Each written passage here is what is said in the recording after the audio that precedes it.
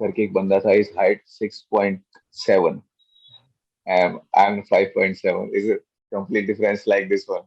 Jitu sir का वो dialogue मेरे को हमेशा याद रहता है। जीतू सर ने बोला मेरे को कि सॉरी यार मैं नहीं जानता। दो फाइट मेरी सबसे अच्छी है अभी तक मेरी पूरी एमएमए करियर में। हैवी वेट में फाइट किया, फिर मैं वेल्टर वेट में आया 77, उसके बाद फिर मैं 70 में आया, और लास्ट सीजन जो मैंने एसएफएल खेला वो कंप्लीट मैंने 66 में खेला।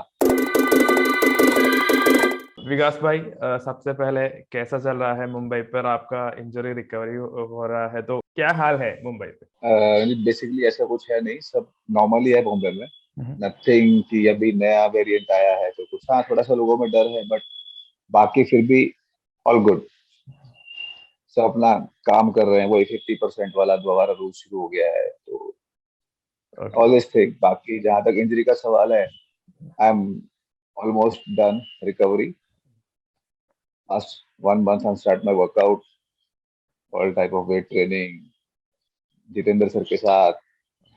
बाकी सब चल रहा है, routine workout, all set. Okay. तो इंजरी कैसा हुआ था आपको? आपका शोल्डर इंजरी हुआ था मेरे हिसाब से, तो वो कैसा हुआ था? Sorry, not shoulder injury, my rib actually during training my rib injured, oh, rib injury left हुआ था। साइड। हम्म। या सो रेसलिंग सेशन के टाइम पे something before 12 days in my fight, my bad luck. तो रिकवरी प्रोसेस कैसा था? Like आपने rest लिया, लाइक कुछ मेडिकेशन कुछ लिया? So basically, yeah, Dr. Mahajan is a good PRP instructor, and almost 4 months is completely rest, no workout, nothing. Some medication, some rehab exercises. So all kind this thing, 2 3 major exercises of the ribs. बाकी pen तो काफी हद तक बहुत ज्यादा था। Breathing करो तो पेन, बात करो तो पेन। सो बहुत अनकंफर्टेबल जोन होता है हम्म। रिब इंजरी, सबसे अनकंफर्टेबल जोन मेरे हिसाब से अभी तक। ओके। मुझे जो लगा इंजरी देख के, फर्स्ट इंजरी ऐसी थी जो बहुत अनकंफर्टेबल लेवल पे होती। तो आपने कहा कि 1 मंथ के बाद आप वर्कआउट कंप्लीटली करेगा, तो कितने महीने लगेगा आपको लाइक फुल फाइट करने के कैपेसिटी आने के लिए? अभी मुझे ऑलमोस्ट बस 2 महीने का कैंप चाहिए, सिंपल। तो 2 महीने के अंदर आपको अगर एक कुछ फाइट मिला तो आप लेंगे? 100%। Done done done.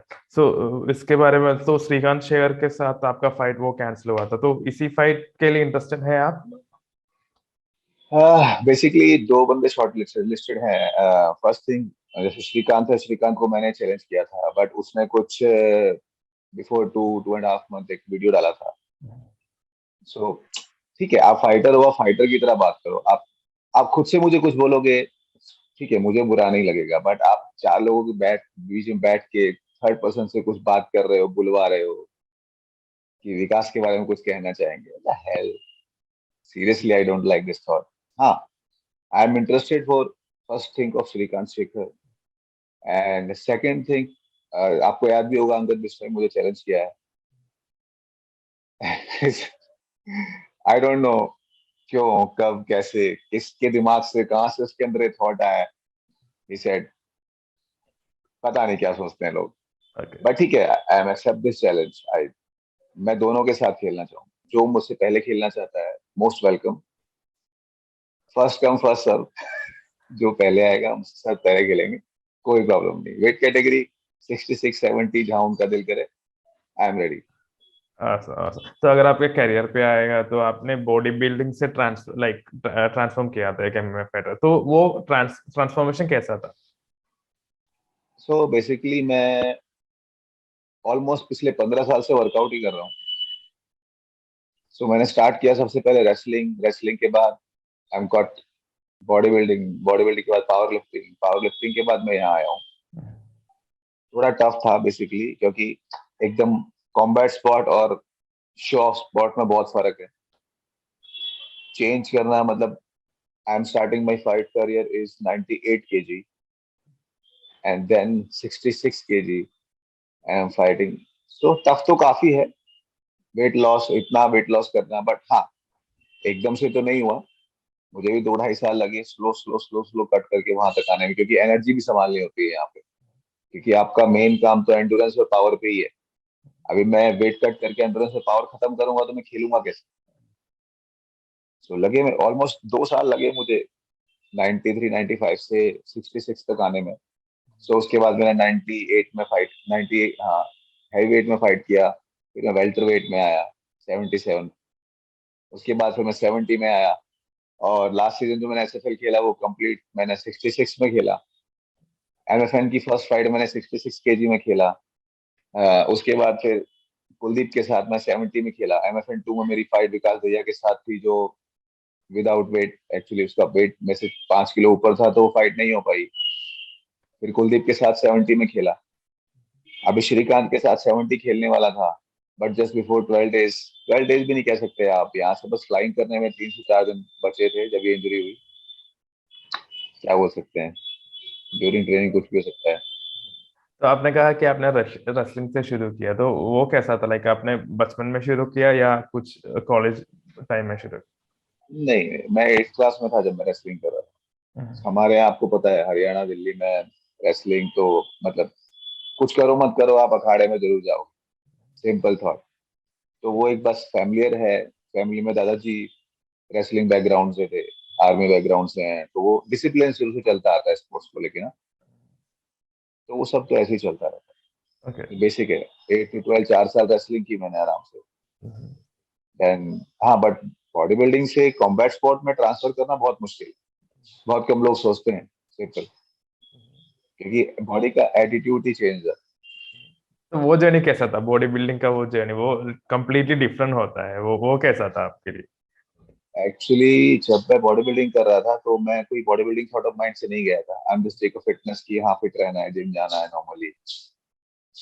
फिर मेरे को मेरे फ्रेंड, मेरे कोच मुझे मिले तो उन्होंने बोला कि नहीं तू कर सकता है, तू कर ट्राई। तो मैं उसके बाद 2 बार मिस्टर दिल्ली रहा, 2 बार मिस्टर नॉर्थ इंडिया भी रहा। हाँ, जूनियर इंडिया में केवल रिप्रेजेंट किया, मेडल नहीं आया। बट उसके कुछ टाइम बाद पवन मान है, आप जानते होंगे, काफी अच्छे फाइटर है हमारे पुराने।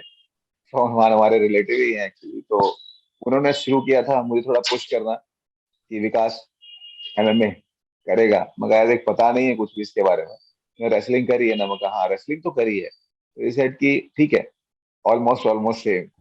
मैं जब पहली फाइट खेलने आया तो मुझे पता ही नहीं था कि एमएमए होता क्या, सिंपल। बट हाँ ठीक है, उस फाइट के बाद थोड़ी मार खाने के बाद समझ में आया कि हाँ यार, ये भी कर सकते हैं, अच्छा गेम है। Then I change my mind and start MMA.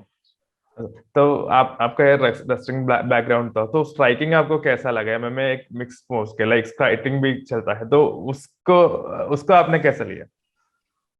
Starting में बहुत डर लगा सीरियसली, क्योंकि स्ट्राइकिंग एक अलग ही थॉट है।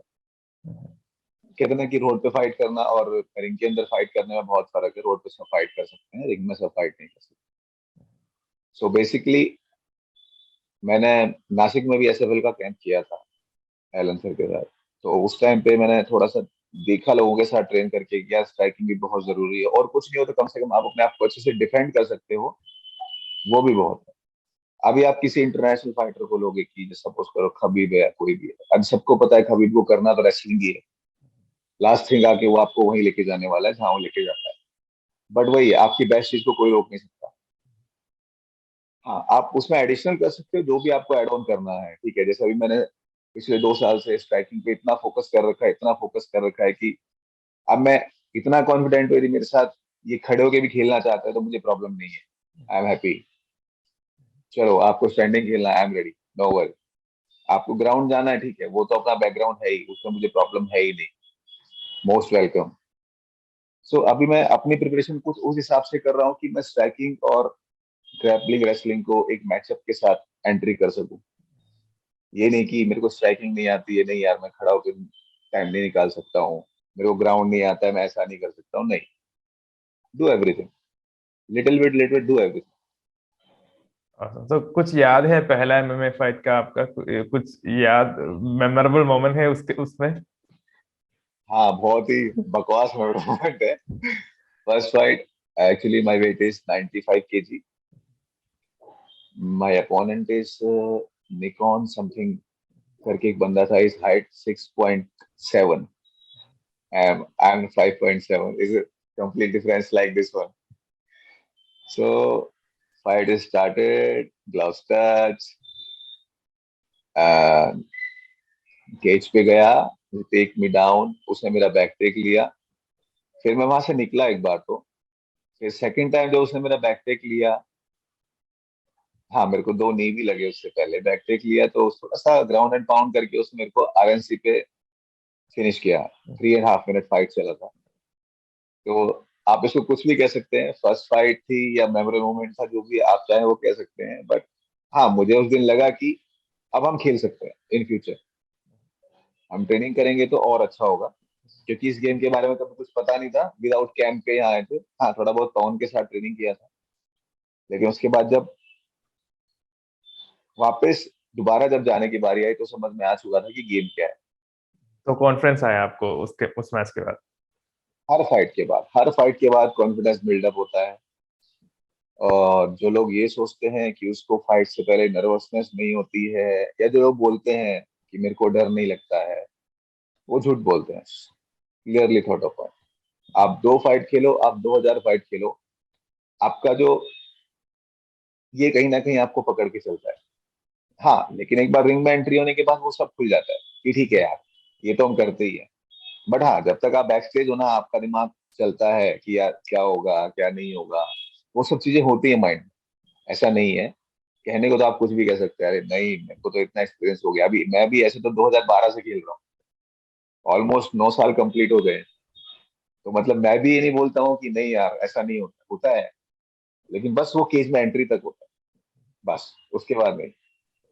तो आपने कहा कि 9 साल हुआ था, कुछ मेमोरेबल सबसे मेमोरेबल मोमेंट कौन सा है? आपने एसएफएल में सारी फाइट्स की, काफी फाइट्स की, एमएफएन में फाइट की, तो सबसे यादगार मेमोरी कौन है आपके फाइटिंग करियर से? मेरी 2 फाइट, 2 फाइट मेरी सबसे अच्छी है अभी तक मेरी पूरी एमएमए करियर में। एक फाइट मेरी हुई थी डेनिस हॉलमैन के लड़के के साथ, रायली हॉलमैन के साथ। वो fight I am loss third round. But वो फाइट सेकंड राउंड में ग्राउंड एंड पाउंड में फिनिश हो रही थी, जो रुकवाई नहीं गई। ठीक है, क्या बोल सकते हैं, वो रेफरी का थॉट ऑफ माइंड है। खुद डेनिस ने मुझे आके बोला कि विकास यदि ये fight, after the fight he said कि यदि ये फाइट वहां पे रुकवाई जाती ना तो मैं कुछ नहीं बोलता, क्योंकि वो जेन्युइन था। और सीरियसली आप कभी फाइट देखोगे तो 3 राउंड तक मैंने उसको केवल वन साइड मारा, one side means one side, उसने मुझे टच तक नहीं किया है। He is not like a one jab, simple. एक वो फाइट मेरी सबसे अच्छी फाइट थी। वहां मुझे आर्म बार लगा, मैं जस्ट आई एम स्लिप, मैं उसको सर्कल करके निकल रहा था, I am slip, it's okay, miss happening कहीं भी हो हाँ। सकती है, game is game. And second fight मेरी थी पवन के साथ, पवन कुमार फेदरवेट में, यहाँ अपना मुंबई एसएफएल में लास्ट सीजन जो हुआ था 2018। उसमें वो फाइट 3 राउंड चली थी मेरी, कंप्लीट 3 राउंड। वो फाइट में जीता था, बट डिसीजन फाइट थी। बट सीरियसली मेरी अभी तक की सबसे अच्छी फाइट लगी मेरे को, जहां मुझे, क्योंकि उसका डेब्यू था सिंपल। और मेरे साथ ये बहुत बड़ी प्रॉब्लम हुई है आज तक, जिसने भी डेब्यू किया है ना मेरे साथ वो बहुत टफ गया है। एक्सपीरियंस गाइस के साथ प्रॉब्लम कभी नहीं आई, लेकिन जिसने भी डेब्यू किया है वो बस पता नहीं क्या सोच के आते हैं, बस खत्म करो खत्म करो खत्म करो। फर्स्ट राउंड मेरा सबसे मतलब अलग लेवल पे पागलपंती वाला राउंड था, मैं नहीं कुछ कर पाया सीरियसली, मैं ग्राउंड में भी कुछ नहीं कर पाया फर्स्ट राउंड में। I am sure. But after that मुझे लगा कि विकास 5 मिनट खत्म हो गए हैं, अभी 10 मिनट और बाकी है, यहाँ शायद एक्सपीरियंस काम आएगा।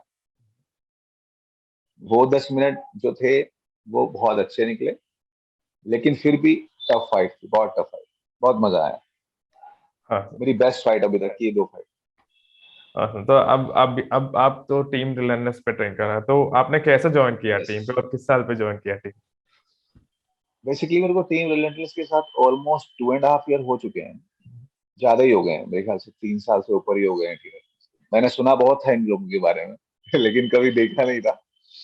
तो ठीक है, मेरी कुछ मिसहैपनिंग हुई इधर उधर, तो उनके बाद मैं जब जीतू सर के पास गया एक दिन, मुझे याद है मैं फर्स्ट डे जब उनसे मिला, उनका जो जेन्युइन जो एटीट्यूड था ना, वो एटीट्यूड देख के मुझे लगा कि मैं बिल्कुल सही जगह आया हूँ, मुझे ट्रेनिंग करनी है बहुत अच्छी जगह हूँ। क्योंकि आज ये मेरा थॉट यही है कि मैं एक फाइटर ही रहना चाहता हूँ। मुझे एक्टर नहीं बनना, मुझे डायरेक्टर नहीं बनना, मुझे फालतू की बकवास नहीं करनी अपनी लाइफ में। मैं चाहता हूँ मैं एक फाइटर हूँ, फाइटर थॉट ऑफ माइंड से स्ट्रेट फॉरवर्ड चलता रहूँ और लॉन्ग टर्म तक एक अच्छा फाइटर बन के रहूँ। मुझे एक अपनी खुद की छवि वो चाहिए। मुझे ऐसा नहीं मुझे किसी के साथ काम करना है नहीं करना, और ऐसा नहीं है कि मेरे पास ऑफर नहीं आए हैं, लेकिन नहीं मुझे नहीं करना है यार, क्योंकि मैं जो फाइट डिसिप्लिन है ना उसके साथ रहना चाहता हूँ। सो जीतू सर ने मुझे, मैं गया जीतू सर के पास, जीतू सर मुझे याद है बैठे थे, मैं बोला जीतू सर कि हाय सर, मेरे को आपका क्लब ज्वाइन करना है। तो सर बोले ठीक है, मोस्ट वेलकम। मैं बोला सर मैं प्रोफेशनल फाइटर हूँ। जीतू सर का वो डायलॉग मेरे को हमेशा याद रहता है। जीतू सर ने बोला मेरे को कि सॉरी यार मैं नहीं जानता। उस दिन मुझे लगा कि यार कोई बंदा मिला है जेन्युइन जो तुझे ट्रेन करेगा ढंग से, ठीक है, सो तू आंख बंद कर उतर जा मैट पे। और सीरियसली मैं इतनी प्रो फाइट खेल चुका हूँ, लेकिन उस दिन जब मैं वहां पे अमेचोर्स लड़के भी थे, प्रो भी थे, जब मैं उन सबके साथ ट्रेन कर रहा था तो मुझे लग रहा था कि विकास मतलब अभी लेवल सेट नहीं हुआ है। मतलब ये लड़के बहुत अच्छा ट्रेन करते हैं सीरियसली, पूरी की पूरी टीम का जो थॉट ऑफ माइंड है ना ट्रेनिंग को लेके वो बहुत अलग लेवल पे। 12 महीने इन्हें कोई फर्क नहीं पड़ता आज फाइट है नहीं है, संडे है मंडे है, इन्हें कोई फर्क नहीं पड़ता। ये सब लोग ऐसे हैं कि टीम रिलेंटलेस, मतलब कि नहीं रुकेंगे हम लोग, कुछ भी हो, धूप बारिश सर्दी कुछ भी हो, सबके सब मैट पे मिलेंगे आपको, एवरी डे एवरी टाइम। कभी भी जब भी हमारी क्लास का टाइम होगा तो सबके सब मैट पे। और ऐसा नहीं हम लोग मस्ती नहीं करते हैं, हम बहुत अच्छी ट्रेनिंग भी करते हैं, ट्रेनिंग के बाद हम बहुत अच्छी मस्ती भी करते हाँ सर। तो आपने आपके एक्सपीरियंस में वापस आए तो 9 साल हुए हैं अब। कठिनाइज क्या आते हैं, लाइक चैलेंजेस, मेजर चैलेंजेस क्या आते हैं आपको जब का अपने एमएमए करियर में? हैं। तो खैर मेजर चैलेंजेस सबसे पहले कि इंडिया में एमएमए क्या, इंडिया में क्रिकेट को लेके कोई भी स्पोर्ट्स आपको पता है इतना जल्दी नहीं पनपता है, ठीक है, क्योंकि यहाँ मेजर एक ही चीज है, क्रिकेट। और दूसरी चीज, सबसे बड़ी चीज है कि देखो फाइनेंशियल इशू, फैमिली बैकग्राउंड, ये सब चीजें बहुत डिपेंड करती हैं आपको किसी भी स्पोर्ट्स करियर में एंट्री और एग्जिट के लिए, ठीक है। मेरा मानना ये है, यदि आप स्पोर्ट्स पर्सन हो ना तो आपके अंदर पेशेंस होना बहुत जरूरी है, क्योंकि आप जब पेशेंस खो दोगे ना तो आप कुछ नहीं कर पाओगे, स्पोर्ट्समैन तो नहीं बन पाओगे, मुझे इतना पता है। आप जॉब करना चाहते हो तो शायद आपको छोटी मोटी जॉब 2 साल 5 साल बाद मिल जाएगी, लेकिन स्पोर्ट्स में कोई ऐसा फिक्स नहीं है कि आप 4 साल बाद इस लेवल पे पहुंच जाओगे या ऐसा हो जाएगा वैसा हो जाएगा, नहीं, वो थॉट ऑफ माइंड है ही नहीं। तो वही चैलेंजेस मैं फेस करता आया था, वो तो ठीक है, पिछले 5 6 साल से थोड़ा सा बॉम्बे आने के बाद सेटल हो गया हूँ, सब ठीक है स्मूथ है। बट उससे पहले जैसे एक अमेचुअर फाइटर फेस करते हैं, क्योंकि ऐसा नहीं है कि आपको साल में 3 से 4 फाइट मिल जाती है, ठीक है, तो उसके लिए भी अपने अर्निंग सोर्स बढ़ाने के लिए हमें कुछ अलग फिटनेस लाइन पकड़नी पड़ती है, या एक अच्छा जॉब ढूंढना पड़ता है, या एक अच्छा फ्रीलांसर बनना पड़ता है, वो सब चीजें सोचनी पड़ती हैं। लेकिन ये तो है ही कि सबसे बड़ा, इंडिया में सबसे बड़ा चैलेंज है, फाइनेंशियल इशू बहुत है। बहुत अच्छे अच्छे, हमसे भी अच्छे अच्छे एथलीट हैं जो केवल फाइनेंशियल इशू के कारण आगे नहीं निकल पाते। सो मुझे लगता है कि सबके साथ ऐसा है यार, हमारे साथ भी है, तो मतलब सबके साथ ऐसा है। लोग सोचते हैं कि यार हम कब प्रो खेलेंगे, कब हमारी प्रो में डेब्यू होगा, कब हमें पैसा मिलना शुरू होगा। तो ये थॉट ऑफ माइंड कहीं ना कहीं लोगों के दिमाग में चलता है, और फिर वो कहीं ना कहीं जिसे मान लो 4 साल 5 साल हो गए वो कुछ नहीं कर पाया, तो वो कहीं ना कहीं बैकआउट कर लेता है कि नहीं यार अब नहीं हो पाएगा। एक टाइम मुझे भी ऐसा लगा था, 5 साल पहले जब मेरे डैड एक्सपायर हुए तो मुझे भी लगा था कि यार नहीं यार अब नहीं हो पाएगा यार, नहीं कर सकता है तू। हाँ लेकिन उस टाइम मुझे फैमिली और सब लोगों ने बहुत बोला, मेरे दादाजी हैं, मेरे चाचा जी हैं, मेरी वाइफ है, सबने मुझे बहुत सपोर्ट किया कि तुझे कोई टेंशन नहीं लेते, तू कर, तुझे जो चाहिए हम देंगे, बट तू कर। मैं इस थिंग से कभी लोगों को भूलता नहीं, क्योंकि उन्होंने कभी मुझे ना पीछे हटने का मौका दिया ही नहीं। ही सेड चलो कोई बात नहीं, हम खड़े हैं ना, तू चल, तुझे गेम करना है तू कर। मेरे को जब भी इंजरी होती है मेरे एक बार दिमाग में ये आता है, अबे यार मैं रिकवर कैसे करूंगा, टाइम लगेगा, ऐसा है वैसा है। नहीं, एट द टाइम मेरी वाइफ मुझे हमेशा की बात बोलती है, तू पॉजिटिव रहा कर, कोई प्रॉब्लम नहीं, बहुत जल्दी ठीक होगा और दोबारा और अच्छे तरीके से बाहर आए। और मुझे लगता है ऐसा होता भी, यदि आप पॉजिटिव रहते हो तो आप रिकवर फास्ट करते हो, और अगली आने वाली फाइट के लिए या आने वाले फ्यूचर के लिए आप और अच्छे से सोच पाते हाँ। तो आपने फ्यूचर प्लान्स के बारे में दो फाइटर्स का नाम बताया, तो और कोई है लॉन्गर गोल्स आपके पास? अ, रंजित भाई देखो, ऐसा होता है कि फ्यूचर प्लान, मुझे ऐसा लगता है, माय थॉट, कि जो इंसान ज्यादा लंबे फ्यूचर प्लान लेके चलता है ना, वो कभी सक्सेस नहीं होता। मैं आपको आज बोल दूं कि मैं यूएफसी जाऊंगा, मैं बेलाटोर जाऊंगा, मैं ओएनएससी जाऊंगा, कल को नहीं जा पाऊं तो मेरे दिमाग में क्या रहेगा, यार नहीं, ये फ्यूचर प्लान फेलियर है। तो मेरा मानना ये है कि आज आज से 2 दिन बाद का भी सोच रहे हो ना, वो बेस्ट है। ठीक है, हाँ, फ्यूचर प्लान सबके पास होते हैं, लेकिन मेरा मानना ये है कि वो फ्यूचर प्लान डिस्क्लोज जब करेंगे जब वो लोगों के सामने खुद से निकल के आएंगे, तो लोगों को और अच्छा लगेगा कि यार ये वो बंदा है जिसने कुछ बोला नहीं, लेकिन जस्ट गो है। दिखाया है। Awesome. तो अगर आप कुछ एडवाइस देना चाहते हो लाइक अपकमिंग एमएमए फाइटर्स को, आपके एक्सपीरियंस से कुछ एडवाइस देना चाहते हो, तो क्या एडवाइस देंगे आप? मैं बस उनको इतना ही कहना चाहूंगा कि कभी भी ये सोच के पीछे मत हटना कि आप 1 फाइट हार गए हो, 2 फाइट हार गए हो, 3 फाइट हार गए हो, क्योंकि मैंने भी करियर ऐसे ही शुरू किया था। वो तो टचवुड 2017 के बाद मैं अभी तक नो लॉस हूँ, पिछले 7 7 फाइटों से। सो वो थॉट कभी दिमाग में मत लाना कि आप ऐसा नहीं कर सकते, क्योंकि मुझे नहीं लगता कि ह्यूमन बीइंग में कोई ऐसी कमी है कि वो ऐसी कोई चीज जो वो नहीं कर सकता। हम सब कुछ कर सकते हैं। और स्पेशली जब आप एथलीट बनने जाते हो ना, तो आपका माइंड इतना अच्छा सेट होना चाहिए कि नहीं यार, मैं कर सकता हूँ। कितनी बार गिरोगे, 1 बार, 2 बार, 3 बार, 50 बार, लेकिन 51 बार उठ के खड़े होगे, बोलोगे हाँ मैंने कर दिया।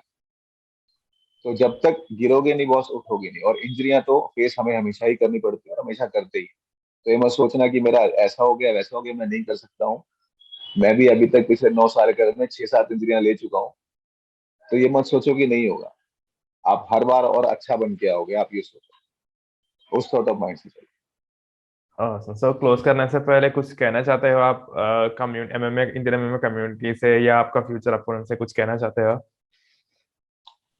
बस भाई मैं इतना ही कहना चाहता हूँ कि चाहे वो श्रीकांत हो, चाहे वो अंगद बिष्ट हो, ठीक है, एक ही थॉट ऑफ माइंड है मेरा भाई, अच्छी ट्रेनिंग करके आना। ये मत सोचना कि विकास इंजरी से रिकवर करके आ रहा है, नहीं। और जहां तक स्पेशली फॉर श्रीकांत, थोड़ा पर्सनल लेवल पे हो गया है। सो अभी फाइट होगी ना तो और मजा आएगा। हाँ, जहां तक अंगद की बात है, उसने मुझे बहुत डिसेंट तरीके से चैलेंज किया है। I accept the challenge, I am ready. ठीक है, 2 महीने बाद, 3 महीने बाद जो भी फाइट कार्ड होगा, यदि मेरा नाम अनाउंस होता है इन दोनों में किसी के साथ, accept the fight without any delay. So please train hard. हाँ सर, विकास भाई बहुत धन्यवाद आपको टाइम निकालने के लिए सैटरडे मॉर्निंग के एक छोटा सा इंटरव्यू के लिए। तो जल्दी बात करेंगे हम। आपके रिकवरी के लिए ऑल द बेस्ट, और आपके फ्यूचर फाइट के लिए ऑल द बेस्ट। जल्दी बात करेंगे हम जब फाइट थैंक अनाउंस होगा।